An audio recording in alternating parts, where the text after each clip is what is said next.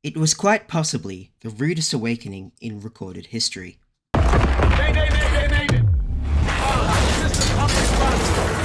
One moment, they were all drifting off peacefully into cryostasis. Then, the occupants of hundreds of crypto-sleep caskets were thrown into a fleet of escape pods and ejected. Their senses were overloaded with blinding flashing lights and a deafening symphonies of sirens and rattling steel.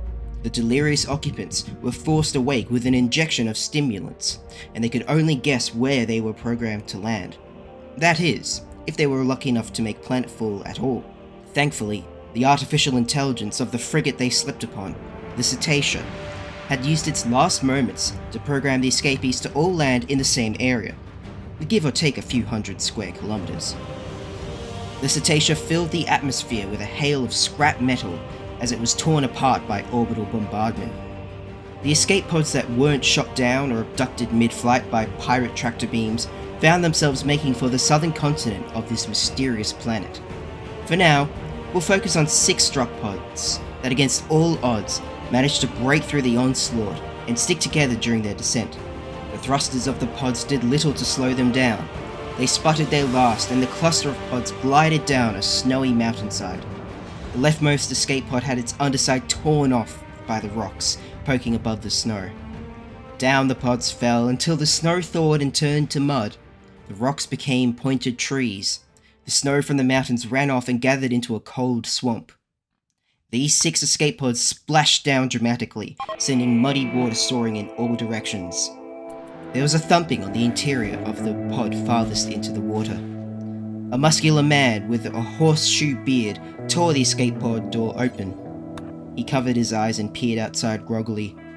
The deadly combination of sleeping drugs, combat-grade stimulants, and sulfuric stench of the swamp made him vomit what little there was in his stomach.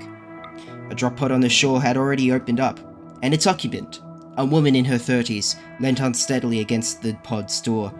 She raised a hand in acknowledgement to the man, who nodded in response. Oi! Over here! A gruff voice barked. A figure was ripping at the shattered remains of a drop pod.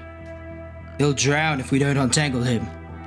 The vomiting man flopped into the freezing waters and waded over. Coiled up in a knot of elastic rope and wires was Jamie Green. Jamie's golden head thrashed as he tried to get up for air. The man dove under Jamie and lifted him on his shoulders, whilst the barking man ripped the wires from their sockets. Together the two pulled the lad ashore. By this point, the woman was on her feet and looking at her surroundings. Well, High Paladin Tancred, things could be worse. Tancred looked at her and raised an eyebrow. Doctor, we just crash-landed on an alien planet after the Cetacea blew up. What do you mean it could be worse? You could be dead. And that was that. The doctor got to her feet and decided to walk along an animal path towards the mountain. Tancred rolled his eyes, taking a moment to catch his breath. They were sat in the southern end of an alpine valley. Pine trees speared through the fog to contrast the snowy mountain peaks. You're welcome, by the way. The owner of the gruff voice grunted. A strange black-furred dogman was tending to Jamie. This creature was a Zen. Zen and humans had been fighting for thousands of years, on both the galactic scale and at most bars you went to. Galactic dominance was a much bigger scale than any of them could envision, or care for at the moment.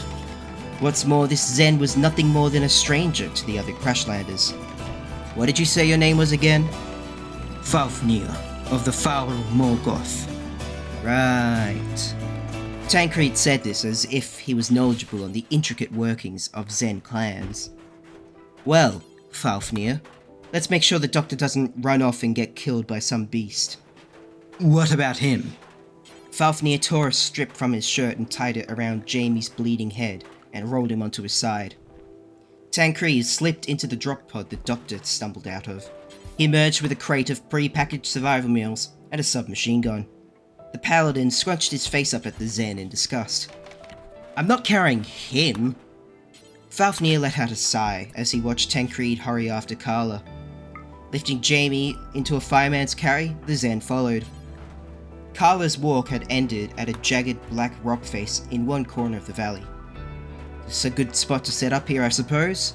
The mountain could become a fortress if we dig into it. It's a bit early to be thinking about that. Look around you. Conifer trees grow in cold climates. If we have a fire near the rock face, the heat will reflect back onto us. But for fire, we need wood. Go on, chop chop. Just remember who you're talking to, Doctor. My apologies. Hi, Paladin.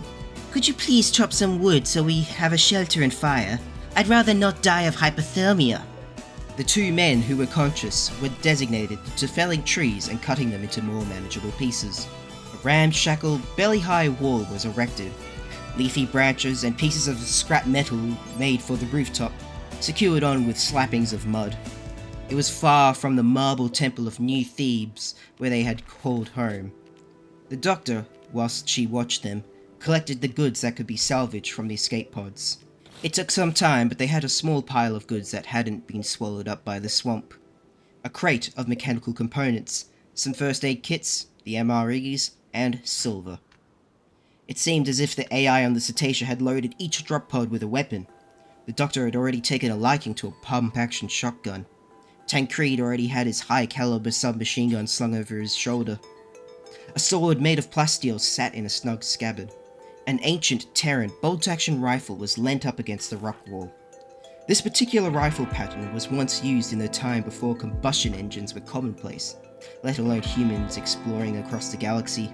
Despite the thousands of years of use, it was still a good rifle on the frontiers. Lastly, Dr. Carl appeared over at a strange-looking case. It wasn't from them. It wasn't even human design. Don't touch that! The doctor reeled back as if she'd touched hot irons. The Zen scurried over to the case and knelt before it. It beeped as Fafnir inputted a code, and the hermetic seal hissed open. A chilling mist spilled out as he looked inside. You mishandle this, and a painful death will be what you wish for. From you, or from the contents of the case? Yes. Fafnir lifted a futuristic rifle of alien design from the mist. It was made from a white metal with deep blue highlights. It didn't look like there was any magazine or ammunition, save for a strange canister. What is it? A prototype. One that I had planned to sell to your old master. Well, before all this happened. An awkward silence hung in the air. Each of them took a moment to reflect on their situation. Here they were, light years from their home. The ship had been shot down by who knows what, and for all they knew, they were the only survivors. Why were they even here in the first place? The home of their order of crusaders had been seen by most as a bulwark of humanity and progress, a home for all who needed it, and an archive of all knowledge. It was, technically, one of the safest places in the galaxy. Yet in the span of a few hours, it had been reduced to rubble by an unknown enemy. The coordinated attack came from within. The infiltrators had spent years amongst the Wardens' ranks before they turned on their own. The leader of the Astral Wardens, Grand Master Theoden, was killed defending the Acolyte children. As if killing the Grand Master wasn't enough, each of the children were put to the sword. To add insult to injury for the genocide that had ensued, the temple's sanctum had been pillaged, and the invaders stole the Astral Warden's most sacred relics. High Paladin Tancred had sworn a vow of vengeance, and he had gathered the remaining members of the Temple of New Thebes. They boarded the warship, the Cetacea, in pursuit of their attackers. It didn't matter if you were a doctor, a farmer, or a soldier. You would fight to reclaim the relics and to avenge the Grand Master.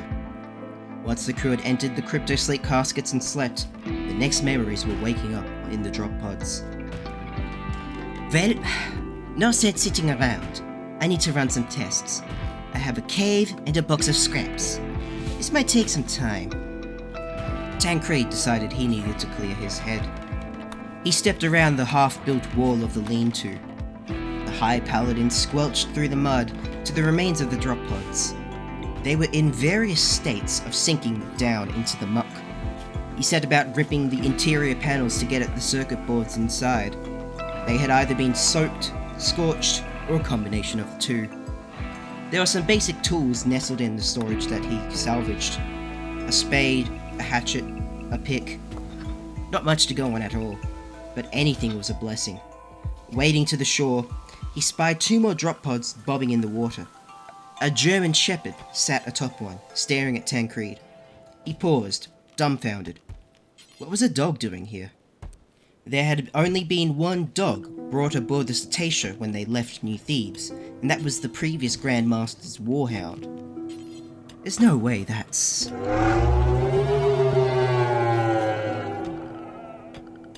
The chortling bray made Tancred jump. The alien noise echoed through the valley. He instinctively reached for the submachine gun, but he'd left it on the shore. On the far side of the swampy waters, a gargantuan black alien mass pulled itself from the waters. The thing moped around the lake's edge, snuffling at the mosses and grass. Tancred prayed that the giant mop was actually friendly, lest his motley crew of Crashlanders find their new home was already occupied by a predator. He returned with his haul to find Carla approaching Fafnir, who had completed the basic construction on the lean-to. So, what's the situation? After preliminary readings, this planet has a nitrogen-oxygen atmosphere. So the good news is that we won't die from toxic air. Dr. Carla Varlin produced an electronic tablet from her coat and tapped away. Tancred and Fafnir exchanged a quick look. Having made planetfall hours ago, it was safe to assume that the air was breathable. Though the flora and fauna observed are very similar to those back on Earth, Terra, for the Zen, I would need a full laboratory to analyze if they have dextro or levo amino acids. Meaning... Putting it in a way, for those without a medical degree, if you were to eat something that was based on dextro amino acids, your reaction could range from rashes to anaphylaxis to complete organ failure. Another awkward silence hung in the air. There were enough ration packs for a little over a week, and that was only counting the conscious people present. Tancred thought to the dog floating around in the swamp. It was a dark thought, but it could make a meal or two if they were truly desperate, if he could catch it. I'd have to take some soil samples and run several tests to analyze if soil's good alright. The 3 of them turned to see Jamie leaning against the doorframe. The bandage on his lolling head was dripping red as he clutched his side. How can you tell, boy? The High Paladin folded his arms, doubting the oath could count past the digits on his hand. Jamie stumbled forward and pointed to a plant Tancred was standing on. To the naked eye, it was an average shrub, save for the meek lavender-coloured flowers. Jamie collapsed beside it and almost headbutted Tancred on the way down. The lad dug his hands into the dirt and pulled out several large tubers. See? Taters! Jamie bit into one, dirt and all. The other 3 waited to see if there was an allergic reaction. Their faces caked, with looks varying from disgust, curiosity to humour. When Jamie's windpipe didn't close, they let out a collective sigh of relief. Right, we'll need to work fast. The sun will be down soon. Fafnir, I want you to establish this position as an outpost. We need power, sanitation, defences. Carla, see if you can get a distress signal going. Find out if any of the wardens made it to the surface, and... Tancred snapped his finger repeatedly at Jamie, who took another bite of the dirt-covered potato. Boy, just keep doing what your duties were at the temple. Jamie bowed his head and scampered off with the potatoes. Even here, across the galaxy, his life would be nothing more than farming, tending to animals, and cooking and cleaning. Tancred counted the rounds in his gun's magazine, walking off into the wilds. And where do you think you're going? Exploring. Tancred cocked the SMG. By now the High Paladin was used to the path to the swamp. He decided to push past the now familiar stinking bog, creeping through the forested valley. Tancred had his gun pointed in the direction of every movement and every sound. Aside from the bubbling swamp and the creatures that flocked to it, the valley was relatively quiet. He noted some ibex rubbing their horns against a tree and a partially eaten raccoon. Species from Earth. Did that mean that humans had visited this planet previously? As if to answer that question, the Paladin rounded a copse to find a cluster of stone houses. Tancred flicked the safety off and approached. The buildings were little more than ruins. Entire walls had been knocked over. Anything made from wood was rotting and crumbled at the touch. There were some broken hydroponic farm plots. The most disturbing thing about the ruins were the dark red stains splattered about. What happened here? Tancred mumbled this as he traced his finger over the bloodstains. By his guess, it was less than a year old. But where were the bodies? Why would expensive hydroponic farms be left to rot? There was little of value found in the ruins, save for a barrel of preserved corn cobs. Tancred managed to find a few beds, though the mattresses were little more than some rusty springs in a rotten sack. He stacked 3 of them atop each other to use as a sledge, claiming the barrel of corn and a decorative urn as salvage. The other 3 had been busy while Paladin Tancred was away. Carla was repairing a broken radio that had been salvaged from the drop pods, and jury-rigged it to send out a distress signal in Morse code. Fafnir was tunneling into the mountain, and Jamie had turned his beloved potatoes into a small crop.